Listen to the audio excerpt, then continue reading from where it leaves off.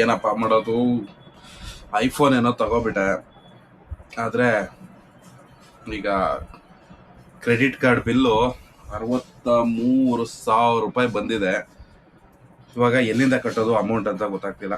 IPhone ನೋಡ್ಬೋದು, iPhone 17 ತಗೊಂಡಿದ್ದು ಈ ತಿಂಗಳು ಕ್ರೆಡಿಟ್ ಕಾರ್ಡ್ ಮೇಲೆ ಪರ್ಚೇಸ್ ಮಾಡಿರೋದು. ಸ್ಟೇಟ್ಮೆಂಟ್ ನೋಡಿ ನಿಮಗೆ ಗೊತ್ತಾಗುತ್ತೆ.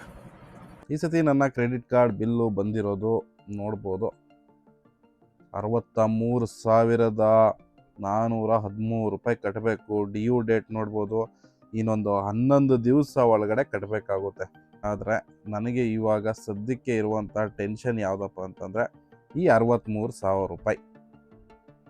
ಈಗ ಸ್ನೇಹಿತರೆ, ಒಂದು ವೇಳೆ ಏನಾದರೂ ಈ 3,180 ರೂಪಾಯಿ ಏನು ಅಮೌಂಟ್ ಇದೆ, ನಾನು ಇದನ್ನೇ ಕಟ್ಕೊಂಡು ಹೋದರೆ ಮಿನಿಮಮ್ ಬ್ಯಾಲೆನ್ಸ್, ತುಂಬ ಜನ ಮಾಡುವಂತಹ ತಪ್ಪು ಆಯಿತಾ, ಏನಂತಂದರೆ ಮಿನಿಮಮ್ ಬ್ಯಾಲೆನ್ಸ್ನ ಕಟ್ಕೊಂಡು ಹೋಗ್ತಾರೆ. ಈಗ ನಾನು ಈ ಮಿನಿಮಮ್ ಬ್ಯಾಲೆನ್ಸ್ನ ಕಟ್ಕೊಂಡು ಹೋದರೆ ಈ 63,000 ರೂಪಾಯಿ ತೀರ್ಸೋಕ್ಕೆ ಬರೋಬ್ಬರಿ ಮಿನಿಮಮ್ ಅಂದ್ರೂ ಬೇಕಿರುವಂತಹ ಟೈಮ್ ಎಷ್ಟಪ್ಪ ಅಂತಂದರೆ 3 ವರ್ಷ ಆಗುತ್ತೆ. 3ರಿಂದ 7 ವರ್ಷವರೆಗೂ ಹೋಗುತ್ತೆ ಆಯಿತಾ. ಯಾವ ಥರ ಕ್ಯಾಲ್ಕುಲೇಷನ್ ಅಂತ ಹೇಳ್ತಿದ್ರಾ, ಇದು ಬಂದ್ಬಿಟ್ಟು ತಿಂಗಳಿಗೆ 3% ಇಂದ ಹಿಡಿದು 4% ಇರುತ್ತೆ. ಆನ್ಯೂಮ್ ಲೆಕ್ಕಾಚಾರದಲ್ಲಿ ಹಾಕಿದ್ರೆ, ಅದೇ ವಾರ್ಷಿಕ ಬಡ್ಡಿ ಲೆಕ್ಕದಲ್ಲಿ ಹಾಕಿದ್ರೆ ತಿಂಗಳು ಬಡ್ಡಿ 3-4% ಕ್ರೆಡಿಟ್ ಕಾರ್ಡ್ದು. ಅದೇ ನಾವು ವರ್ಷಕ್ಕೆ ಲೆಕ್ಕ ಮಾಡಿಕೊಂಡ್ರೆ ಬರೋಬ್ಬರಿ ಒಂದು 46%, 36ರಿಂದ 46, 50%ವರೆಗೂ ಹೋಗುತ್ತೆ. ಸೊ ಇದನ್ನ ಜಸ್ಟ್ ಇದು ನಾವೇನು ಅಂತಂದರೆ ಈ ಮಿನಿಮಮ್ ಅಮೌಂಟ್ ಅಂತ ಏನು ತೋರಿಸುತ್ತೆ 3,180 ಅದು ಕಟ್ಕೊಂಡ್ರೆ ಅವ್ರೇನು ಸಿಬಿಲ್ ಗಿಬಿಲ್ ಯಾವುದೋ ಥರ ಏನು ಟಚ್ ಮಾಡೋದಿಲ್ಲ ಆಯಿತಾ. ಓಕೆ, ಕಟ್ಕೊಂಡೋಗಿ ಅಂತ ಸುಮ್ಮನೆ ಆಯ್ತಾರೆ. ಆದರೆ ಅದು ತೀರ್ಸೋಕ್ಕೆ ಮಿನಿಮಮ್ ಅಂತ ಅಂದ್ರೂ 3 ವರ್ಷ ಟೈಮ್ ಬೇಕು.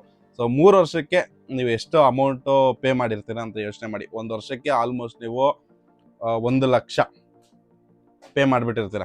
ಯಾವುದೋ ನಿಮ್ಮ ಏನು ನೀವು ಮೂಲ ಅಮೌಂಟ್ ತೊಗೊಂಡಿದ್ದೀರಾ 63,000 ರೂಪಾಯಿ ಏನಿದೆ ಈಗ ಡ್ಯೂ, ಆ ಅಮೌಂಟಿಗೆ ನಾವು 3,000 ರೂಪಾಯಿ ತಿಂಗಳು ಕಟ್ಕೊಂಡು ಹೋಯ್ತು ಅಂತ ಅಂದರೆ ಒಂದು ವರ್ಷಕ್ಕೆ ಬರೋಬ್ಬರಿ ಒಂದು 40,000-45,000 ರೂಪಾಯಿ ನೀವು ಕಟ್ತೀರಾ.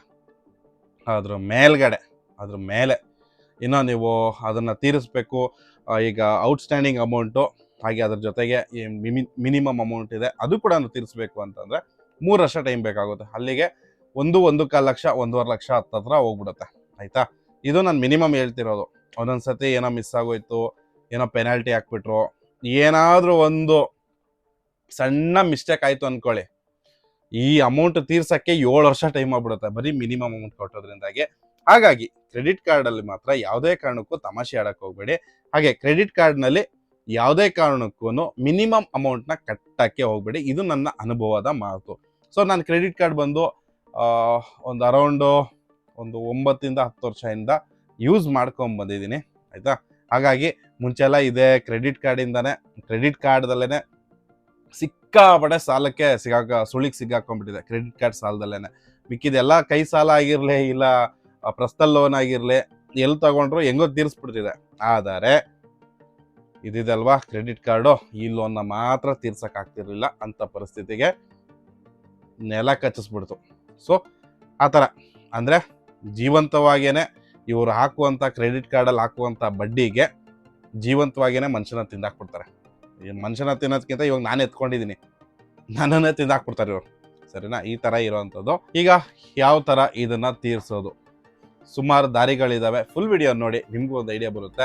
ಈ 63,000 ನಾನು ಯಾವ ಥರ ಪಾರಾಗ್ತೀನಿ, ಇದಕ್ಕೆ ಕೆಲವೊಂದು ಸಲಹೆ ಕೂಡ ನನಗೆ ಗೊತ್ತಿರೋಂಗೆ ನಾನು ಉಪಯೋಗಿಸ್ತೀನಿ, ನಾನು ಯಾವ ಥರ ಮೇಂಟೈನ್ ಮಾಡ್ಕೊಂಡು ಹೋಗ್ತೀನಿ, ನನ್ನ ಸ್ಟ್ರಾಟಜಿ ಏನು ಅದನ್ನು ನಿಮಗೆ ತಿಳಿಸ್ಕೊಡ್ತೀನಿ. ಅದಕ್ಕಿಂತ ಮುಂಚಿತವಾಗಿ ಸ್ನೇಹಿತರೆ, ತುಂಬ ಜನಕ್ಕೆ ಅನಿಸ್ಬೋದು, ಅಲ್ಲಪ್ಪ ನಿನಗೆ ಕಟ್ಟೋಕ್ಕಾಗಲ್ಲ, ಇಷ್ಟು ಕಷ್ಟ ಇದೆ, ಇಷ್ಟೆಲ್ಲ ಟೆನ್ಷನ್ ಇದೆ, ಆದರೂ ನಿನಗೆ ಐಫೋನ್ ಬೇಕಿತ್ತಾ ಅಂತ ಕೇಳೋರು ತುಂಬ ಜನ ಇರ್ತೀರ ಅಂತ ನನಗೆ ಗೊತ್ತಿದೆ. ಬಟ್ ಏನಂತಂದರೆ ನಾನು ಯೂಟ್ಯೂಬ್ ಚಾನಲ್ ನಡೆಸ್ತೀನಲ್ವಾ, ಅದಕ್ಕೆ ಒಂದು ಇನ್ವೆಸ್ಟ್ಮೆಂಟು ಬೇಕು. ನನಗೇನು ಯೂಟ್ಯೂಬಿಂದ ಏನೋ ಲಕ್ಷ ಏನು ದುಡ್ಡು ಬರೋದಿಲ್ಲ, ಏನೋ ಒಂದು ಸ್ವಲ್ಪ ಬರುತ್ತೆ. ಅದರಲ್ಲೇ ಆ EMIಗೆ ಸಣ್ಣ ಪುಟ್ಟ ಡೈರೆಕ್ಟಾಗಿ ಹೇಳ್ಬಿಡ್ತೀನಿ, ಒಂದು ತಿಂಗಳಿಗೆ ಒಂದು 3-4 ಸಾವಿರ ರೂಪಾಯಿ ಬಂದರೆ ಅದೇ ಜಾಸ್ತಿ. ಅದೇನಂತಂದರೆ ವ್ಯೂಸ್ ಓಡಿದ್ರೆ ಮಾತ್ರ ಬರೋದು. ಮೇನ್ ಏನಪ್ಪ ಅಂತಂದರೆ ನಾನು ಆಟೋ ಡ್ರೈವರ್ ಅಲ್ವಾ, ಆಟೋ ಡ್ರೈವರ್ಗಳಿಗೆ ಅಷ್ಟು ಸಪೋರ್ಟ್ ಸಿಕ್ಕೋದಿಲ್ಲ. ಅದೇ ಬೇರೆ ಥರ ಏನಾದರೂ ಕಂಟೆಂಟ್ ಇದ್ದರೆ ಸಿಗುತ್ತೆ. ಬಟ್ ಆಟೋ ಡ್ರೈವರ್ಸು ಮತ್ತು ಆಟೋ ಡ್ರೈವರ್ ವ್ಲಾಗ್ಗಳಿಗೆ ಅಷ್ಟು ರೀಚ್ ಬರೋದಿಲ್ಲ, ಅಷ್ಟು ಜನ ನೋಡೋದಿಲ್ಲ, ಅಷ್ಟು ಸಪೋರ್ಟು ಬರೋದಿಲ್ಲ. ಹಂಗಾಗಿ ಸ್ವಲ್ಪ ಡೌನು. ಏನು ಮಾಡೋಕ್ಕಾಗಲ್ಲ. ಯಾವುದೇ ಒಂದು ಕೆಲಸ ಮಾಡಿದ್ರು ಕೂಡ ಮೇನ್ ಏನಪ್ಪಾ ಅಂತಂದ್ರೆ ಚಾನೆಲ್ ಗ್ರೋತ್ ಆಯಿತು ಅಂತಂದ್ರೆ ಅಲ್ಲಿಂದ ಏನಾದರೂ ಅರ್ನಿಂಗ್ಸ್ ಬಂತು ಅಂತಂದ್ರೆ ಬೇರೆ ಕ್ಯಾಟಗರಿ ಕೆಲಸ ಕೂಡ ಮಾಡ್ಬೋದು. ಅದಕ್ಕೆ ನಾನು ಆಪರ್ಚುನಿಟಿ ಬ್ಲಾಗ್ ಚಾನಲ್ ಅಂತ ಮಾಡಿದ್ದು. ಬಟ್ ಏನು ಮಾಡೋಣ, ಸಪೋರ್ಟ್ ಸಿಗ್ತಾ ಇಲ್ಲ, ಹಂಗೇ ಡೌನಲ್ಲೇ ಇದೆ. ಹಂಗಾಗಿ ಹಂಗೆ ತಳ್ಕೊಂಡು ಹೋಗ್ತಾ ಇದ್ದೀನಿ, ಸರಿನಾ. ಹಾಗಾಗಿ ಈಗ ಇದಕ್ಕೆ ಒಂದು ಟ್ಯಾಪೆ ಹಾಕಬೇಕು. ಯಾವುದಕ್ಕೆ? ನನ್ನ 63,000 ರೂಪಾಯಿ ಕ್ರೆಡಿಟ್ ಕಾರ್ಡ್ ಬಿಲ್ಗೆ ಟ್ಯಾಪೆ ಹಾಕಬೇಕು. ಸೊ ಇವಾಗ ಬನ್ನಿ ಏನು ಇದಕ್ಕೆ ದಾರಿ ಇದೆ, ಯಾವ ಥರ ಮಾಡ್ತೀನಿ ಅಂತ ತಿಳಿಸ್ಕೊಡ್ತೀನಿ. ಈಗ ಈ ದುಡ್ಡನ್ನ ಸೆಟಲ್ ಮಾಡೋಕ್ಕೆ ದಾರಿ ಹುಡ್ಕಾನ. ನನ್ನ ಹತ್ರ ಯಾವುದೆಲ್ಲ ದಾರಿ ಇದೆ ಅಂತ ಅಂದ್ಬಿಟ್ಟು ತಿಳಿಸ್ತೀನಿ. ಮೊದಲನೇದಾಗಿ ಇರುವಂತಹ ದಾರಿ ಯಾವುದಪ್ಪ ಅಂತಂದರೆ ಸ್ಮಾರ್ಟ್ EMI ಅಂತ ಇದೆ, ಆಯಿತಾ. ಬನ್ನಿ ಅದನ್ನು ತೋರಿಸ್ಕೊಡ್ತೀನಿ ನಿಮಗೆ. ಹಾಗೆ ಲಾಸ್ಟ್ ಟೈಮು ಏನು ನಾನು ಇದು ಐಫೋನ್ಗೋಸ್ಕರ ಸ್ವೈಪ್ ಮಾಡಿದೆ, ಇದು 48,900 ರೂಪಾಯಿ. ಈಗ ಇದನ್ನು ನಾವು ಬೇಕಾದರೆ ಮಾಡ್ಕೋಬೋದು. ಯಾವುದಕ್ಕೆ ಅಂತಂದರೆ EMIಗೆ, ಎಲ್ಲರ ಫೇವ್ರೇಟ್ EMI. ಈಗ 48 ತಿಂಗಳಿಗೆ 1,500 ಹಾಕವ್ರೆ. ನಾನು ಅಷ್ಟು ಯಾವತ್ತೂ ಇಟ್ಕೊಳೋದಿಲ್ಲ. 12 ತಿಂಗಳು ಒಳಗಡೆ ಮುಗ್ದೋಗ್ಬಿಡ್ಬೇಕು. ಸೊ 12 ತಿಂಗಳು ಒಳಗಡೆ ನಾವು ಮುಗಿಸ್ಬೇಕು ಅಂತಂದರೆ ಇಲ್ಲಿ ಹೆಚ್ಚು ಕಡಿಮೆ ಬರ್ತಿರೋದು ರೇಟ್ ಆಫ್ ಇಂಟ್ರೆಸ್ಟು 22.23 EMIಗೆ, ಆಯಿತಾ. ನನ್ನ ಹತ್ರ ದುಡ್ಡಿಲ್ಲ, ಬೇರೆ ದಾರಿನೇ ಇಲ್ಲ ಅಂತಂದರೆ ಇದನ್ನು ಯೂಸ್ ಮಾಡ್ಕೋಬೋದು. ಒಟ್ಟು ನನಗೆ ಕಟ್ಟಬೇಕಿರೋದು ಕ್ರೆಡಿಟ್ ಕಾರ್ಡ್ ಕಂಪ್ನಿಗೆ EMIಗೆ ಹಾಕ್ಕೊಂಡ್ರೆ 4,587 ರೂಪಾಯಿ ಬರುತ್ತೆ. ಅಲ್ಲಿಗೆ 55,000 ರೂಪಾಯಿ ಹೆಚ್ಚು ಕಡಿಮೆ ಆಗುತ್ತೆ. ಅದರಲ್ಲಿ ಅಡಿಷ್ನಲ್ ಪ್ರೊಸೆಸಿಂಗ್ ಫೀಸ್ ಬಂದುಬಿಟ್ಟು 649, ಅದ್ರ ಮೇಲೆ ಪ್ಲಸ್ GST ಕೂಡ ಕಟ್ಟಬೇಕಾಗುತ್ತೆ, ಆಯಿತಾ. ಇಲ್ಲಿ ಸುಮಾರು 6 ತಿಂಗಳು 12 ತಿಂಗಳು ಈ ಥರ ಎಲ್ಲ ಆಪ್ಷನ್ ಕೊಟ್ಟಿದ್ದಾರೆ. ಬಟ್ ಏನಂತಂದರೆ ನಾನು ಈಗ ಈ ಆಪ್ಷನ್ಗೆ ಹೋಯ್ತು ಅಂದರೆ ಸುಮ್ಮನೆ ನನ್ನ ಕೈಯಿಂದ ಒಂದು ಏನಿಲ್ಲ ಅಂದರೂ 22% ಅಷ್ಟು ದುಡ್ಡು ಹೋಗುತ್ತೆ, ಆಯಿತಾ. ಅದ್ರ ಮೇಲೆ ಅಡಿಷ್ನಲ್ ಚಾರ್ಜಸ್ ಬಂದುಬಿಟ್ಟು ಇದು ಕೂಡ ಹೋಗುತ್ತೆ. ಇದು ಇದ್ರ ಮೇಲೆ ಒಂದು 300 ರೂಪಾಯಿ ಹೋದ್ರೂ ಇದ್ದೇ ಇರುತ್ತೆ, ಇಲ್ಲ 900 ರೂಪಾಯಿ ನಿಯರ್ ಬೈ ಬರುತ್ತೆ GST ಎಲ್ಲ ಸೇರಿಬಿಟ್ರೆ. ಇದು ಆಪ್ಷನ್ ಕೊಡ್ತಿದ್ದಾರೆ ಕ್ರೆಡಿಟ್ ಕಾರ್ಡ್ ಕಂಪನಿಯವರು ನನಗೆ, ನಿಮ್ಮ ಇದನ್ನು ಹಾಕ್ಕೊಳ್ಳಿ ಅಂತ. ಸೊ ಎಲ್ಲರ ಫೇವ್ರೇಟ್ ಇದೇನೆ, ಎಲ್ಲರ ಆಲ್ಮೋಸ್ಟ್ ಎಲ್ಲ ಮಾಡೋ ಕೆಲಸ ಅಂದರೆ ಮಾಡೋದು ಇದೇನೆ, EMI. ಕ್ರೆಡಿಟ್ ಕಾರ್ಡ್ ಅಂದರೆ EMI. ಈಗ ನಮಗೊಂದು ದಾರಿ ಸಿಕ್ತು. ಅದೇನಪ್ಪ ಅಂತಂದರೆ ಕ್ರೆಡಿಟ್ ಕಾರ್ಡ್ ಕಂಪ್ನಿಯವರೇ ಬಂದು EMI ಆಪ್ಷನ್ ಕೊಡ್ತಿದ್ದಾರೆ. ಹಾಗಾಗಿ ನಾವು ಸೇಫ್ ಆಗಿದ್ದೀವಿ. ಒಂದು ಅರ್ಧ ಗಂಟೆ, 1 ದಿವಸ 2 ದಿವಸದಲ್ಲಿ ಪ್ರೊಸೆಸಿಂಗ್ ಆಗಿಬಿಡುತ್ತೆ. ನಾವು ಈಗ ನನಗೆ EMI ಆಪ್ಷನ್ ಬೇಕು ಅಂತಂದರೆ ಅದರಿಂದ ನನಗೆ ಆಲ್ಮೋಸ್ಟ್ ತಿಂಗಳಿಗೆ 3% ಅಷ್ಟು ಬಡ್ಡಿ ಕಟ್ಟೋ ಬದಲು, ಅಂದರೆ ಆಲ್ಮೋಸ್ಟ್ 3.5-4% ಕಟ್ಟೋ ಬದಲು ಅಂತಂದರೆ ಇದು ಏನು ನಾನು ಅವಾಗಲೇ ತೋರಿಸ್ತೇನೆ ನಿಮಗೆ, ಮಿನಿಮಮ್ ಅಮೌಂಟ್ ಏನಿದೆ ಅಲ್ವಾ ಅದನ್ನು ಕಟ್ಟೋ ಬದಲು ನಾನು EMI ಕಟ್ಕೊಂಡು ಹೋಗ್ಬೋದು. 12 ತಿಂಗಳಿಗೆ ಕಟ್ಕೊಂಡು ಹೋಯ್ತು ಅಂತಂದರೆ ಆಲ್ಮೋಸ್ಟು ನಿಮಗೆ 22%ಅಲ್ಲೇ ನನಗೆ ರೇಟ್ ಆಫ್ ಇಂಟ್ರೆಸ್ಟ್ ಸಿಗ್ತಿದೆ. ಹಾಗೆ ಅಸಲು ಬಡ್ಡಿ ಸೇರಿ ಕಟ್ಟಿದ್ರೆ ನಾನು 12 ತಿಂಗಳಲ್ಲಿ ಆಲ್ಮೋಸ್ಟು ನನ್ನ ಏನು ಅಮೌಂಟ್ ತಗೊಂಡಿದ್ದೀನಿ ಅದನ್ನು ಮುಗಿಸ್ಬೋದು. ಇದು ನನಗೆ ಸೇಫ್ಟಿ. ಈ ಸೇಫ್ಟಿ ಹೆಂಗೆ ಅಂತಂದರೆ ಈಗ ತುಂಬ ಜನ ಕಟ್ಟೋದೇನು ಬರೀ ಮಿನಿಮಮ್ ಅಮೌಂಟೇ ಕಟ್ಕೊಂಡು ಹೋಗ್ತಾ ಇರ್ತಾರೆ. ಅದು ತೀರಬೇಕು ಅಂದರೆ ಮಿನಿಮಮ್ ಇಂದ 3 ವರ್ಷದಿಂದ 7 ವರ್ಷ ಟೈಮ್ ಬೇಕಾಗುತ್ತೆ. ಅದೇ ನಾನೀಗ ಪ್ರಿನ್ಸಿಪಲು ಅದ್ರ ಜೊತೆಗೆ ಇಂಟ್ರೆಸ್ಟು ಎರಡೂ ಕಟ್ಟಿದ್ರೆ ಆಲ್ಮೋಸ್ಟ್ 12 ತಿಂಗಳಲ್ಲಿ ಮುಗಿದೋಗುತ್ತೆ, ಆಯಿತಾ. ಅಲ್ಲಿಗೆ ನನಗೆ ಬಡ್ಡಿ ಬಿತ್ತು, ಪ್ರೊಸೆಸಿಂಗ್ ಚಾರ್ಜು ಬಡ್ಡಿ ಎಲ್ಲ ಸೇರಿದ್ರೆ ಒಂದು 6,000 ರೂಪಾಯಿ ಬಿದ್ದಿದೆ, ಆಯಿತಾ. 6,000 ರೂಪಾಯಿ ಅಷ್ಟು ಬೀಳುತ್ತೆ. ಆದರೆ ನಾನು ಸೇಫ್ಟಿ ಇರ್ತೀನಿ, ನನ್ನ ಕ್ರೆಡಿಟ್ ಸ್ಕೋರ್ ಕೂಡ ಚೆನ್ನಾಗಿರುತ್ತೆ, ಬೆಸ್ಟು. ಬಟ್ ಏನಂತಂದರೆ ನಾನು ಯಾರಿಗೂ ಕೂಡ EMIಯಲ್ಲಿ ತಗೊಳ್ಳಿ ಅಂತ ಹೇಳಕ್ಕೆ ಇಷ್ಟಪಡೋದಿಲ್ಲ. EMIನಲ್ಲಿ ತಗೊಳೋದಂತಂದರೆ ಭಾರಿ ಒಂಥರ ಹಿಂಸೆ, ಆಯಿತಾ. ತಿಂಗಳು ಕಟ್ಟೋದು ನಮ್ಗೆ ಅನ್ನಿಸುತ್ತೆ ತಿಂಗಳು ಹೆಂಗೋ ಮೈಂಟೈನ್ ಮಾಡೋದು. ಏನಾದರೂ ಒಂದು ಕಮಿಟ್ಮೆಂಟ್ ಬಂತು ಅಂತಂದರೆ ಆ 4,500 ರೂಪಾಯಿ ಕೂಡ ಏನೋ ಒಂದು ದೊಡ್ಡ ಬಂಡೆಕಾಲು ತಲೆ ಮೇಲೆ ಇಟ್ಟಂಗೆ ಅನಿಸ್ಬಿಡುತ್ತೆ. ಅಂದರೆ ಅದು 4,500 ರೂಪಾಯಿ ಕಟ್ಟೋದು ಕೂಡ ಭಾರಿ ಹಿಂಸೆ ಅನಿಸ್ಬಿಡುತ್ತೆ. ಈಗ ನನಗೊಂದು ದಾರಿ ಸಿಕ್ಕಿರೋದು ಏನಂತಂದರೆ ಕ್ರೆಡಿಟ್ ಕಾರ್ಡ್ ಕಂಪ್ನಿಯಿಂದನೇ ನಾನು ಅಮೌಂಟ್ನ ಕಟ್ಕೋಬೋದು. 6,000 ರೂಪಾಯಿ ಅಷ್ಟು ನನಗೆ ಹೋಗುತ್ತೆ. ಪ್ರೊಸೆಸಿಂಗ್ ಚಾರ್ಜು ಅದೆಲ್ಲ ಸೇರಿ ಬಡ್ಡಿ ಗಿಡ್ಡಿ ಎಲ್ಲ ಸೇರಿ ಒಂದು 6,000 ರೂಪಾಯಿ ಎಕ್ಸ್ಟ್ರಾ ಆಗುತ್ತೆ. ಆದರೆ ನಾನು ಸೇಫ್ ಆಗಿರ್ತೀನಿ. 12 ತಿಂಗಳಲ್ಲಿ ಪ್ರಿನ್ಸಿಪಲ್ ಜೊತೆಗೆ ಇಂಟ್ರೆಸ್ಟ್ ಕಟ್ಟಿ ಮುಗಿಸ್ಕೋಬೋದು. ಆದರೆ 22%ಅಲ್ಲಿ. ಇಷ್ಟೇ ಅಲ್ಲ, ನಾನು ಸ್ವಲ್ಪ ಅಮೌಂಟ್ನ ಉಳಿಸಿದ್ದೆ, ಆ ಅಮೌಂಟ್ ಕೂಡ ಸೇರಿಸ್ತೀನಿ. ಒಟ್ಟು ನನ್ನ ಐಫೋನ್ಗೆ ಆಗಿದೆ ಎಷ್ಟು ಅಂತಂದರೆ 83,000 ರೂಪಾಯಿಗೆ ನಾನು ತಗೊಂಡಿದ್ದು ನನ್ನ ಐಫೋನ್ 17ನ, ಸರಿನಾ. ನನ್ನ ಹಳೆ ಐಫೋನ್ ಏನಿತ್ತು 15 ಅದನ್ನು ಎಕ್ಸ್ಚೇಂಜ್ ಮಾಡಿದಾಗ ಅದಕ್ಕೆ ವ್ಯಾಲ್ಯೂ ಕೊಟ್ಟಿದ್ದು 33,000 ರೂಪಾಯಿ ವ್ಯಾಲ್ಯೂ ಬಂತು. ಅದ್ರ ಮೇಲೆ ಏನಿದೆ ಅಡಿಷ್ನಲು ನಾನು ಸ್ವೈಪ್ ಮಾಡ್ಕೊಂಡಿದ್ದು ಯಾವುದನ್ನ, ನನ್ನ ಕ್ರೆಡಿಟ್ ಕಾರ್ಡನ್ನ. ಸೊ ಬನ್ನಿ ಈಗ ಬೇರೆ ದಾರಿ ಹುಡ್ಕೋಣ. ಈಗ ನನಗೆ ಒಟ್ಟು ಈ 63,000 ರೂಪಾಯಿ ಬಂದು ನಾನು ಫುಲ್ ಎಲ್ಲ ಐಫೋನ್ದಲ್ಲ, ಆಯಿತಾ. ಯಾಕಂದರೆ ಮನೆ ಮೇಂಟೈನಿಂಗ್ಗೋಸ್ಕರ ನಾನು ಹೊರಗಡೆ ಹೋಗ್ಬಿಟ್ಟು ಒಂದು 10,000 ರೂಪಾಯಿ ಅಷ್ಟು ದಿನಸಿ ಸಾಮಗ್ರಿಗಳನ್ನ ತಂದಿದ್ದೆ ಮನೆಗೆ. ಸೊ ಅದು ಕೂಡ ಸೇರಿನೇ 63,000 ರೂಪಾಯಿ ಆಗಿರೋದು. 48,900 ರೂಪಾಯಿ ಐಫೋನ್ಗೆ. ಮಿಕ್ಕಿದ್ದು ಉಳಿದಿದ್ದು ಏನಿದೆ ಅದು ಬಂದು ಇದಕ್ಕೆ ಯಾವುದೋ ದಿನಸಿ ಸಾಮಾನು ಏನು ಮೇಂಟೆನೆನ್ಸ್ ಇದೆ, ಸಣ್ಣ ಪುಟ್ಟ ಏನಿದೆ ಕ್ರೆಡಿಟ್ ಕಾರ್ಡಲ್ಲಿ ಅದು ಮೇಂಟೈನ್ ಮಾಡ್ಕೊಂಡಿದ್ದಕ್ಕೆ. ಒಂದು ತಿಂಗಳಿಗೆ ಇಷ್ಟು ಮಾಡಿದ್ರೆ ನಾನು ಹೇಳ್ತೀನಿ, ಅದನ್ನು ರೆಕಮೆಂಡ್ ಮಾಡೋದಿಲ್ಲ. ಏನೋ ಒಂದು ವರ್ಷಕ್ಕೆ 1,000-2,000 ರೂಪಾಯಿ ನಾವು ಕ್ರೆಡಿಟ್ ಕಾರ್ಡ್ ಇಂದ ಯೂಸ್ ಮಾಡ್ಕೊಂಡ್ರೆ ಅದ್ರಲ್ಲಿ ಏನೋ ಒಂದು ಪಾಯಿಂಟ್ ಸಿಗುತ್ತೆ. ಪಾಯಿಂಟ್ಗೋಸ್ಕರ ಮಾತ್ರ ದಯವಿಟ್ಟು ಯಾವುದೇ ಕಾರಣಕ್ಕೂ ಕ್ರೆಡಿಟ್ ಕಾರ್ಡ್ನ ಯೂಸ್ ಮಾಡೋಕ್ಕೆ ಹೋಗಬೇಡಿ. ಆದರೆ ನಾನು ಮ್ಯಾಕ್ಸಿಮಮ್ ಅಂತಂದರೆ ನನ್ನ ಕ್ರೆಡಿಟ್ ಕಾರ್ಡಲ್ಲಿ ನಾನು 15,000 ರೂಪಾಯಿನೇ ಯೂಸ್ ಮಾಡೋದು. ಈ ಸತಿ ನಾನು 94,000 ರೂಪಾಯಿ ನಾನು ಯೂಸ್ ಮಾಡಿದ್ದೀನಿ ಅಂತಂದರೆ ಫಸ್ಟ್ ಟೈಮ್ ಆಯಿತಾ ಒಂದು 6-7 ವರ್ಷದಲ್ಲಿ. ಇವಾಗ ಇದನ್ನು ಮಾತ್ರ ಕ್ರೆಡಿಟ್ ಕಾರ್ಡಲ್ಲಿ EMI ಮಾಡ್ಕೊಳಲ್ಲ. ಕ್ರೆಡಿಟ್ ಕಾರ್ಡ್ ಕಂಪ್ನಿಯಿಂದ ಮಾತ್ರ EMI ಯಾವುದೇ ಕಾರಣಕ್ಕೂ ಮಾಡ್ಕೊಳಲ್ಲ. ಇದಕ್ಕೆ ಬೇರೆ ಮಾರ್ಗ ಹುಡ್ಕೋಣ. ಮತ್ತೆ ಹೇಳ್ಬೇಕು ಅಂದರೆ ಸ್ನೇಹಿತರೆ, ಜಾರ್ ಅಪ್ಲಿಕೇಶನಲ್ಲಿ ಕೂಡ ನಾನು ಸ್ವಲ್ಪ ಅಮೌಂಟನ್ನು ಉಳಿಸಿದ್ದೆ. ಅದು ಕೂಡ ವಿಡ್ರಾ ಮಾಡ್ಕೊಂಡಿದ್ದೀನಿ. ನಾನು ಯಾರಿಗೂ ಅದು ಕೂಡ ರೆಕಮೆಂಡ್ ಮಾಡೋದಿಲ್ಲ ಜಾರ್ ಅಪ್ಲಿಕೇಶನ್. ಯಾಕೆ ಅಂತಂದರೆ ಇತ್ತೀಚೆಗೆ ಏನೋ ಒಂದು ಸ್ವಲ್ಪ ಪ್ರಾಬ್ಲಮ್ ಆಗಿದೆ. ಜಾರ್ ಅಪ್ಲಿಕೇಶನ್ ಅವ್ರ ಕಂಪ್ನಿಯವ್ರದ್ದು ಏನು ಆಡಿಟ್ ಮಾಡಿದಾಗೆಲ್ಲ ಕರೆಕ್ಟಾಗಿಲ್ಲ, ಸರಿ ಇಲ್ಲ ಅಂತ ಏನೋ ಕೇಳ್ಪಟ್ಟೆ. ಅದಕ್ಕೋಸ್ಕರ ನಾನು ಯಾವುದೋ ಅದು ಕೇಳಿದ ಮೇಲೆ ನಾನು ವಿಡ್ರಾ ಮಾಡ್ಕೊಂಡಿದ್ದು. ಅದೆಷ್ಟು ಅಮೌಂಟ್ ಅಂತ ತೋರಿಸ್ಕೊಡ್ತೀನಿ. ಈಗ ಜಾರ್ ಅಪ್ಲಿಕೇಶನ್ನ ಓಪನ್ ಮಾಡ್ಕೋತಾ ಇದ್ದೀನಿ. ಜಾರ್ ಅಪ್ಲಿಕೇಶನ್ ಓಪನ್ ಮಾಡ್ಕೊಂಡೆ, ಮತ್ತೆ ಇದು ಸೇವ್ ಮಾಡ್ತಾ ಇದ್ದೀನಿ. ನಾನು ನಿಮ್ಗೆ ಯಾರಿಗೂ ರೆಕಮೆಂಡ್ ಮಾಡೋದಿಲ್ಲ. ನಿಮ್ಮ ರಿಸ್ಕ್ ಮೇಲೆ ನೀವು ಮಾಡ್ಕೊಳ್ಳಿ. ಯಾವುದೇ ಕಾರಣಕ್ಕೂ ನಾನು ಮಾಡ್ತಾ ಇದ್ದೀನಿ ಅಂತ ಮಾಡೋಕ್ಕೆ ಹೋಗಬೇಡಿ. ಓಕೆ, ಸೊ ದಿನಕ್ಕೆ 140 ರೂಪಾಯಿ ಅಷ್ಟು ನಾನು ಸೇವ್ ಮಾಡ್ಕೊಂಡು ಬರ್ತಿರೋದು. ತೋರಿಸ್ಕೊಡ್ತೀನಿ. ಮುಂಚೆ 130 ರೂಪಾಯಿ ಮಾಡ್ತಿದ್ದೆ, ಅದಕ್ಕಿಂತ ಮುಂಚೆ ಒಂದು 50 ರೂಪಾಯಿ ಮಾಡ್ತಿದ್ದೆ. ಅದಾದಮೇಲೆ ವಿಡ್ರಾ ಮಾಡಿಕೊಂಡೆ, ಅದು ಕೂಡ ತೋರಿಸ್ಕೊಡ್ತೀನಿ ರೀ. ಇಲ್ಲಿ ನೋಡ್ಬೋದು, ಮಾರ್ಚ್ 2ನೇ ತಾರೀಕಿಗೆ ಇವ್ರದ್ದೇನೋ ಸ್ವಲ್ಪ ಪ್ರಾಬ್ಲಮ್ ಅಂತ ಕೇಳ್ಪಟ್ಟಾಗ ವಿಡ್ರಾ ಮಾಡಿಕೊಂಡೆ. ಸೊ ಅಮೌಂಟ್ ಬಂದ್ಬಿಟ್ಟು 26,981 ರೂಪಾಯಿ ಸಿಕ್ತು ಆಯಿತಾ, ಇದು ಜಾರ್ ಅಪ್ಲಿಕೇಶನಲ್ಲಿ.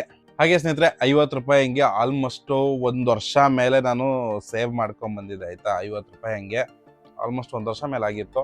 ಒಟ್ಟು ಅಮೌಂಟ್ ಎಷ್ಟಾಗಿತ್ತು ಅಂತಂದರೆ ಕೂಡ್ಕೊಂಡಿದ್ದು 17,000 ಅಲ್ಲ 19-20,000 ಹತ್ತತ್ರ ಕೂಡ್ಕೊಂಡಿತ್ತು ನನ್ನ ದುಡ್ಡು. 50 ರೂಪಾಯಿ ಡೈಲಿ 50 ರೂಪಾಯಿ ಸೇವ್ ಮಾಡ್ಕೊಂಬಂದಾಗ. ಆಮೇಲೆ ಏನು ಮಾಡಿದೆ, ಒಂದು 130 ಹಾಕ್ಕೊಂಬಂದೆ. ಒಂದು 2 ತಿಂಗಳು ಒಂದು ತಿಂಗಳೇನೋ ಹಾಕಿದ್ದೆ. ಅದು ಕೂಡ ಸೇರಿ ಒಂದು 20,000ಇಂದ 21,000 ಅಷ್ಟೇನೋ ಕೂಡ್ಕೊಂಡಿತ್ತು. ಅದೇ ಗೋಲ್ಡ್ ರೇಟ್ ಎಲ್ಲ ಜಾಸ್ತಿ ಆಯ್ತಲ್ವಾ, ಆ ಟೈಮಲ್ಲಿ ಏನಾಯಿತು ವಿಡ್ರಾ ಮಾಡಿಕೊಂಡೆ. ಅದರಿಂದ ನನಗೆ ಮ್ಯಾಕ್ಸಿಮಮ್ ಒಂದು 4,000-5,000 ರೂಪಾಯಿ ಅಷ್ಟು ನನಗೆ ಲಾಭ ಸಿಕ್ಕಿದೆ ಆಯಿತಾ, ಎಕ್ಸ್ಟ್ರಾ ಬಂದಿರೋದು. ಅದಕ್ಕೆ ಟೋಟಲು 26,781 ರೂಪಾಯಿ ನನಗೆ ಬಂದಿದ್ದು ಆವಾಗ, ಆ ಟೈಮಲ್ಲಿ. ಅದೊಂದು ಬೆನಿಫಿಟ್ ಆಯಿತು, ಅದೊಂದು ಎತ್ಕೊಂಡೆ. ಬಟ್ ಏನಂತಂದರೆ ಅದನ್ನು ಬೇರೆ ಏನಕ್ಕೋ ಯೂಸ್ ಮಾಡೋಣ ಅಂತ ಪ್ಲ್ಯಾನ್ ಮಾಡ್ಕೊಂಡಿದ್ದು. ಅದನ್ನು ಬೇರೆ ಏನೋ ಯೂಸ್ ಮಾಡೋಕ್ಕೆ ಹೋಯ್ತು ಅಂತಂದರೆ ನನಗೆ ಈ ಐಫೋನ್ ತೊಗೊಳಕ್ಕೆ ಆಗೋದಿಲ್ಲ. ಐಫೋನ್ ತೊಗೊಂಡಿದ್ದು ಮೇಯ್ನ್ ಏನಪ್ಪ ಅಂತಂದರೆ ನಾನು ಯೂಟ್ಯೂಬ್ ಚಾನಲ್ ನಡೆಸ್ತೀನಲ್ವಾ, ಅದಕ್ಕೋಸ್ಕರ ಯೂಟ್ಯೂಬ್ಗೋಸ್ಕರ ಬೇಕು ಅಂತ ಅಂದ್ಬಿಟ್ಟು. ಅದ್ರ ಜೊತೆಗೆ ನನ್ನ ಹತ್ರ ಒಂದು Insta360 ಕ್ಯಾಮ್ರಾ ಕೂಡ ಇದೆ, ಅದು ತೋರಿಸ್ಕೊಡ್ತೀನಿ ನಿಮಗೆ. ಇಲ್ಲಿ ನೋಡ್ಬೋದು, Insta360 ಕ್ಯಾಮ್ರಾ ಇದು. ಈ ಕ್ಯಾಮ್ರಾಗೆ ಬಂದುಬಿಟ್ಟು ಇದರಲ್ಲಿ ವಿಡಿಯೋಗಳೆಲ್ಲ ಶೂಟ್ ಆಗೋದೆಲ್ಲ ಬಂದು ತುಂಬಾ ಹೈ ಕ್ವಾಲಿಟಿನಲ್ಲಿ ವಿಡಿಯೋಗಳು ಶೂಟ್ ಆಯ್ತವೆ. ಅಂದರೆ ಫೈಲ್ ಸೈಜ್ ಎಲ್ಲ 1 ನಿಮಿಷದ ವಿಡಿಯೋ ಎಲ್ಲ 1 GB 2 GB ಅಷ್ಟೇ ಇರುತ್ತೆ ಆಯಿತಾ. ಅದು ಕೂಡ ಅದರಲ್ಲಿ ಶೂಟ್ ಮಾಡುವಂಥ ವಿಡಿಯೋ ಬಂದ್ಬಿಟ್ಟು ನಾನು ಎಡಿಟಿಂಗ್ ಮಾಡೋಕ್ಕಾಗ್ತಿರ್ಲಿಲ್ಲ. ಆ ರೀಸನ್ಗೋಸ್ಕರ ಎಲ್ಲ ನೋಡಿ ಯೋಚನೆ ಮಾಡಿ 100 ಸತಿ ಯೋಚನೆ ಮಾಡಿಕೊಂಡೆ ಈ ಐಫೋನ್ನ ತಗೊಂಡಿದ್ದು. ಇವತ್ತು ನನ್ನನ್ನು ತಗೊಬಂದ್ಬಿಟ್ಟು ಎಲ್ಲಿಗೆ ತಗಲಾಗ್ತೈತೆ, ಸಾಲಕ್ಕೆ ತಗಲಾಗ್ತೈತೆ ಆಯಿತಾ. ತಿನ್ನಂಗಲ್ಲ ಉಣ್ಣಂಗಲ್ಲ, ಬಟ್ ಏನಂತಂದರೆ ಒಂದು ಸಾಲ. ಬಟ್ ಸಾಲ ಮಾಡ್ಕೊತಾ ಇದ್ದೀನಿ. ಆದರೆ ಒಂದೇನಪ್ಪ ಅಂತಂದರೆ ಮೈಂಡಲ್ಲಿ ಮನಸ್ಸಲ್ಲಿರೋದು ಕೆಲಸಕ್ಕೋಸ್ಕರ ಏನೋ ಒಂದು ಯೂಸ್ಗೋಸ್ಕರ ಮಾಡ್ತೀನಿ ಅನ್ನೋದು ಒಂದು ಸಮಾಧಾನ ಇದೆ. ಕೆಲಸ ಮಾಡೋಣ. ಕ್ಯಾಲ್ಕುಲೇಟರ್ನ ಓಪನ್ ಮಾಡ್ಕೋತೀನಿ. ನಮ್ಮ ಹತ್ರ ಆಲ್ರೆಡಿ 27,000 ರೂಪಾಯಿ ಇದೆ ಆಯಿತಾ. 27,000 ನಮ್ಮ ಹತ್ರ ದುಡ್ಡಿದೆ ಕ್ರೆಡಿಟ್ ಕಾರ್ಡ್ ಬಿಲ್ ಕಟ್ಟೋಕ್ಕೆ. ಒಂದು ಕೆಲಸ ಮಾಡೋಣ, 63,000 ರೂಪಾಯಿ ಅಲ್ವಾ, 63,000 ಅಂತ ಹಾಕೋಣ. 63,000ದಲ್ಲಿ ನಮ್ಮ ಹತ್ರ 27,000 ರೂಪಾಯಿ ನಮ್ಮ ಹತ್ರ ದುಡ್ಡಿದೆ. ನಮಗೆ ಬೇಕಿರೋದು ಬರೀ 36,000 ರೂಪಾಯಿ ದುಡ್ಡು. ಈಗ ನಮಗೆ ಜಸ್ಟ್ ಬೇಕಿರೋದು 36,000 ರೂಪಾಯಿ ಅಷ್ಟೇ. 36,000 ರೂಪಾಯಿ ದುಡ್ಡು ಬಂದು ಎಲ್ಲಿಂದ ಬರುತ್ತೆ? ನನ್ನ ಹತ್ರ ಎಮರ್ಜೆನ್ಸಿ ಫಂಡ್ ಇದೆ, ಒಂದು 3 ತಿಂಗಳು ಸರ್ವೈವ್ ಮಾಡ್ಕೊಬೋದು.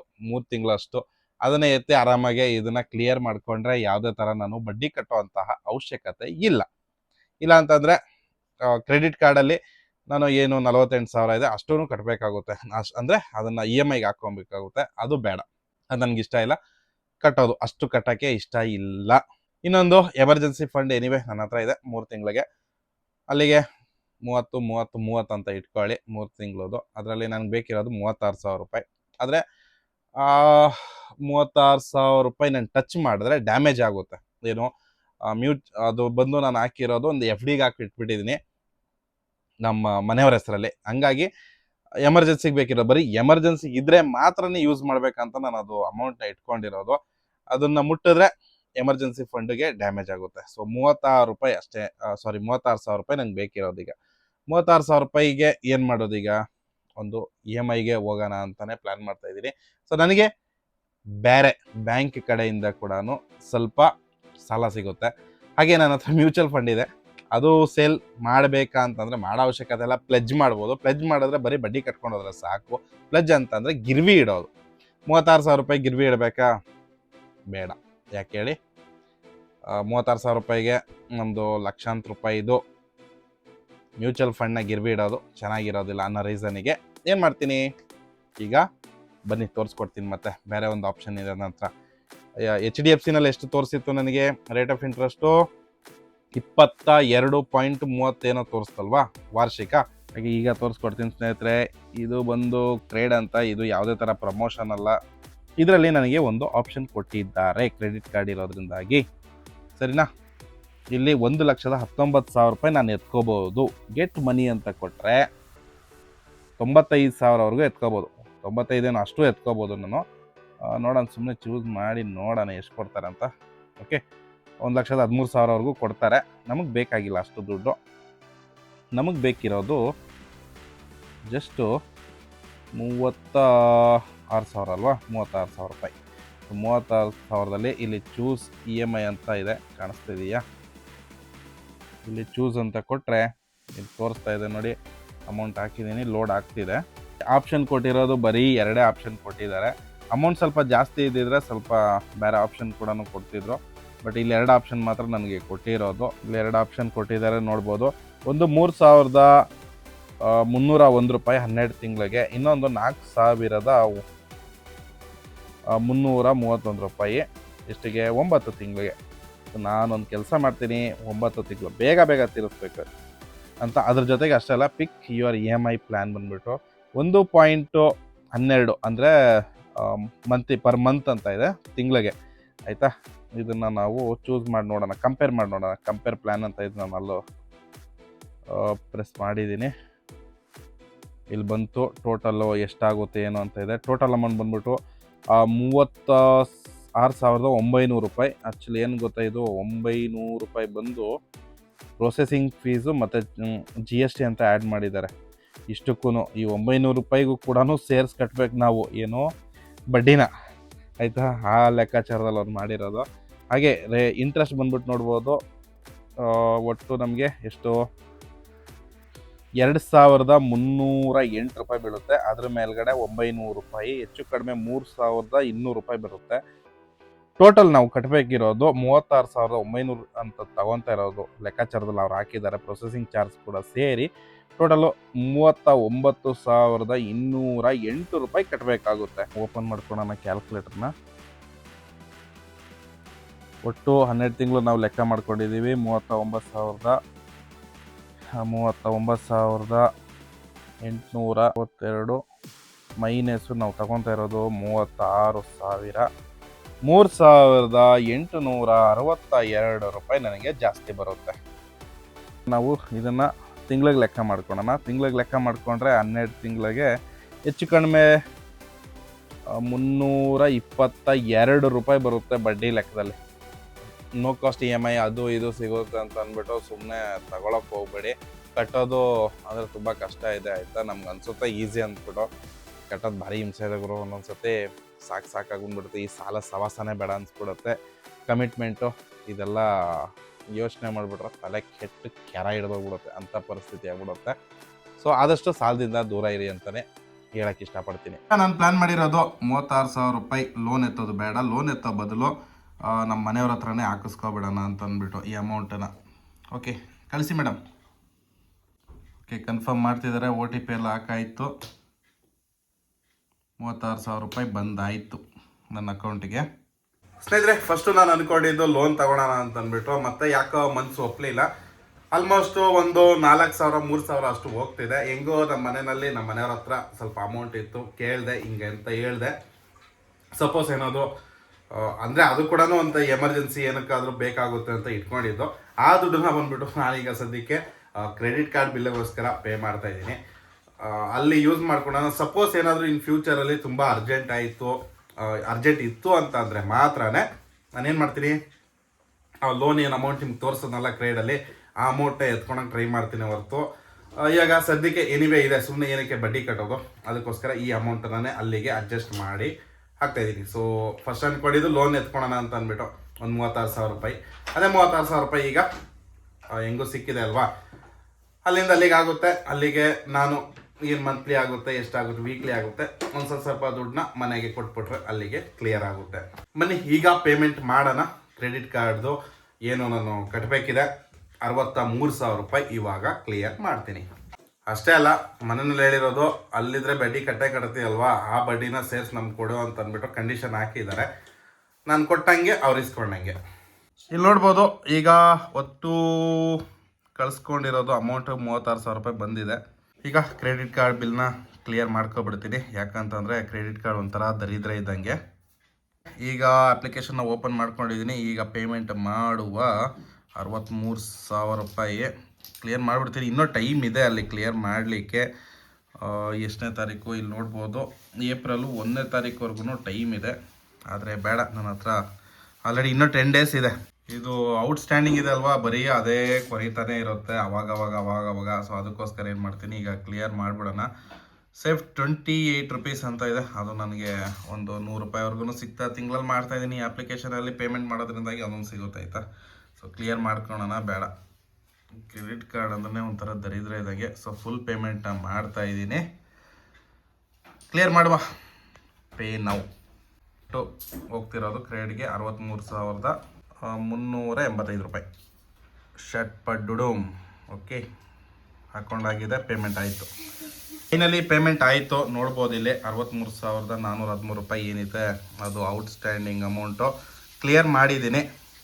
ಈಗ ಅಪ್ಲಿಕೇಶನ್ಗೆ ಹೋಗಿ ಕೂಡ ತೋರಿಸ್ಕೊಡ್ತೀನಿ. ಈಗ ಸ್ನೇಹಿತರೆ ಇಲ್ಲಿ ನೋಡ್ಬೋದು, ಕರೆಂಟು ಟೋಟಲ್ ಔಟ್ಸ್ಟ್ಯಾಂಡಿಂಗ್ ಇರೋದು ಬಂದುಬಿಟ್ಟು 63,000 ಇತ್ತು, ಅದು ಕ್ಲಿಯರ್ ಆಗಿದೆ. ಈಗ ಇದು ಔಟ್ಸ್ಟ್ಯಾಂಡಿಂಗ್ ಅಂತ ತೋರಿಸಿದೆ, ಬಟ್ ಅಷ್ಟಿಲ್ಲ. ಅವೈಲಬಲ್ ಕ್ರೆಡಿಟ್ ಲಿಮಿಟ್ ಅಂತ ಇದೆ, ಅದೆಲ್ಲ ಅದು ರಾಂಗ್ ಇದೆ ಮೋಸ್ಟ್ಲಿ, ಅದು ಆಗಿಲ್ಲ. ಇದರಲ್ಲಿ ನೋಡೋಣ, ಇನ್ನೂ ಅಪ್ಡೇಟ್ ಆಗಿಲ್ಲ ಇದರಲ್ಲಿ. ಓಕೆ, ಸೊ ಇಲ್ಲಿ ನೋಡ್ಬೋದು, ಇದು ಏನು ಪಾಲಿಸಿ ಬಜಾರಲ್ಲಿ 2 ಪೇಮೆಂಟ್ ಮಾಡಿದ್ದೆ ಅದು ರೀಫಂಡ್ ಆಗಿದೆ. ಇದು ರೀಫಂಡ್ ಆಗಿದೆ. ಇದು 15,082 ರೂಪಾಯಿ ಏನಿದೆ ಅದು ರೀಫಂಡ್ ಆಗಿದೆ. ಹಾಗೆ 16,000 ರೂಪಾಯಿ ಬಂದು ಪಾಲಿಸಿ ಬಜಾರ್ಗೆ ಹೆಲ್ತ್ ಇನ್ಶೂರೆನ್ಸು ತಗೊಂಡಿದ್ದು. ಹಾಗೆ ಸ್ನೇಹಿತರೆ ಇಲ್ಲಿ ನೋಡ್ಬೋದು, ಕ್ರೆಡಿಟ್ ಕಾರ್ಡ್ ಪೇಮೆಂಟ್ 63,419 ಅಂತ ಇಲ್ಲ ಬಂದಿದೆ. ಈಗ ಇದಕ್ಕೆ ಅವ್ರದ್ದು HDFC ಅವ್ರದ್ದು ಕ್ರೆಡಿಟ್ ಕಾರ್ಡ್ ಏನಿದೆ ಅವ್ರದ್ದು ಅಪ್ಲಿಕೇಶನ್ ಇದು.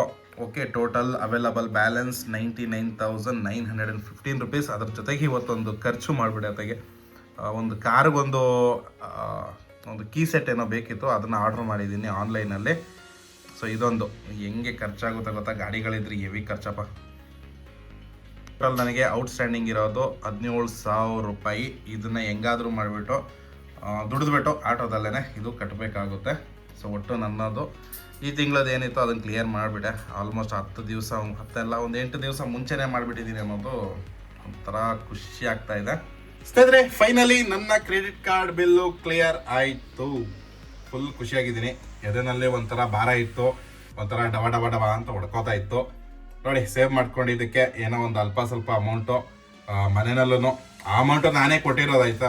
ಅದು ಅಮೌಂಟ್ ಏನು ಮನೆಯವ್ರೇನು ಕೊಟ್ಟಿರಲ್ಲ, ನಾನೇ ಇಟ್ಟಿದ್ದೆ. ಒಂದು 500, 1000, 200 ಈ ಥರ ಏನು ಕ್ಯಾಶ್ ಕಲೆಕ್ಷನ್ ಆಗ್ತಿತ್ತು ಆ ಅಮೌಂಟ್ನ ಕೊಟ್ಟಿಟ್ಟಿದ್ದೆ. ಅದೇ ಅಮೌಂಟು ನನಗೆ ಇವತ್ತು ವಾಪಸ್ ಬಂತು. ಹಂಗಾಗಿ ಯಾವುದೇ ಥರ ಲೋನ್ ಗೀನ್ ಏನು ತಗೊಳಕ್ಕೆ ಹೋಗಿಲ್ಲ. ಹಾಗೆ ಇನ್ನೊಂದು ವಿಷಯ ಹೇಳಬೇಕಿತ್ತು, ಲೋನ್ ತಗೊಂಡ್ಬಿಟ್ಟಿದ್ರೆ ಅಲ್ಲೂ ಕಟ್ಟಲೇಬೇಕು, ಪುಕ್ಸಡೆ ಏನು ಕೊಡೋದಿಲ್ಲ. ಲೋನವ್ರು ಕೂಡ ಅವರ ಬಡ್ಡಿ ಏನಿದೆ ಅದನ್ನು ಕಲೆಕ್ಷನ್ ಮಾಡ್ಕೊಳ್ತಾರೆ. ಅದ್ರ ಜೊತೆಗೆ ಪ್ರೊಸೆಸಿಂಗ್ ಚಾರ್ಜು ಅದು ಇದೆಲ್ಲ ಹಾಕ್ತಾರೆ. ಅಲ್ಲಿಗೆ 3,000ರಿಂದ 4,000 ರೂಪಾಯಿ ಹೆಚ್ಚು ಕಡಿಮೆ ಬರ್ತಾಯಿತ್ತು. ಸೊ ಬೇಡ, ಹಂಗೂ ಏನಾದರೂ ಬೇಕು ಅಂತಂದರೆ ಅರ್ಜೆಂಟ್ ಇತ್ತು ಅಂತಂದ್ರೆ ಅಲ್ಲಿಂದ ಯಾವಾಗ ಬೇಕಾದರೂ ಎತ್ಕೋಬೋದು. ಹಾಗಾಗಿ ಇದೊಂದು ಕ್ಲಿಯರ್ ಮಾಡ್ಕೊಬಿಡೋಣ ಅಂತ ಅಂದ್ಬಿಟ್ಟು ಮನೇಲೂ ಡಿಸ್ಕಸ್ ಮಾಡಿಕೊಂಡು ಏನೋ ನನ್ನ ಐಫೋನ್ದೇನು ಪೇಮೆಂಟ್ ಮಾಡಿದೆ. ಸೊ ಅರ್ಧ ಲೋನ್ ಎತ್ಕೊಳ್ಳೋಣ ಅಂತ ಪ್ಲಾನ್ ಮಾಡಿದೆ, ಅದನ್ನ ಡ್ರಾಪ್ ಔಟ್ ಮಾಡಿಬಿಟ್ಟು ಫುಲ್ ಕ್ಯಾಶಲ್ಲೇ ಐಫೋನ್ನ ಪರ್ಚೇಸ್ ಮಾಡ್ಕೊಂಡಂಗೆ ಆಯ್ತು. ಈಗ ಆಗೋದೇನೋ ಆಗಿದೆ, ಫುಲ್ ಕ್ಯಾಶಲ್ಲೇ ಐಫೋನ್ನ ತಗೊಂಡಿರೋದು. ಐಫೋನ್ಗೋಸ್ಕರ ಸುಮ್ಮನೆ ಲೋನ್ ಮಾಡೋದು ಅಷ್ಟು ಚೆನ್ನಾಗಿರೋದಿಲ್ಲ ಅಂತ ಅಂದ್ಬಿಟ್ಟು ಇವಾಗ ಏನು 36,000 ರೂಪಾಯಿ ಇತ್ತು, ಅದು ಸುಮ್ಮನೆ ವೇಸ್ಟ್ ಮನಿ ಅಲ್ಲ ಆಯ್ತಾ. ಅದು ಬಂದ್ಬಿಟ್ಟು ನಾನು ಕೊಟ್ಟಿದ್ದು ಮನೆಯಲ್ಲಿ, ಅದು ಎಮರ್ಜೆನ್ಸಿಗೆ ಬೇಕಾಗುತ್ತೆ. ಆ ಥರ ಏನು 100-200 ಎಲ್ಲ ಕೊಟ್ಟಿರ್ತೀನಿ. ಅದು ಬಂದು ಯಾವುದೇ ಕಾರಣಕ್ಕೂ ಈ ಥರ ಪರ್ಚೇಸಿಗೆ ನಾನು ಯೂಸ್ ಮಾಡಲ್ಲ. ಬಟ್ ಈ ಸತಿ ಫಸ್ಟ್ ಟೈಮ್ ಯೂಸ್ ಮಾಡ್ಕೊಂಡಿರೋದು, ಅದನ್ನು ಫಿಲ್ಅಪ್ ಮಾಡಲೇಬೇಕು, ಅದನ್ನಂತೂ ಬಿಡೋದಿಲ್ಲ. ಯಾಕಂತಂದರೆ ಅದು ನನ್ನ ದುಡ್ಡಲ್ಲ, ನನ್ನ ದುಡ್ಡೇ. ಬಟ್ ಏನಂತಂದ್ರೆ ಆದರೂ ಕೂಡ ನನ್ನ ದುಡ್ಡಲ್ಲ ಅದು.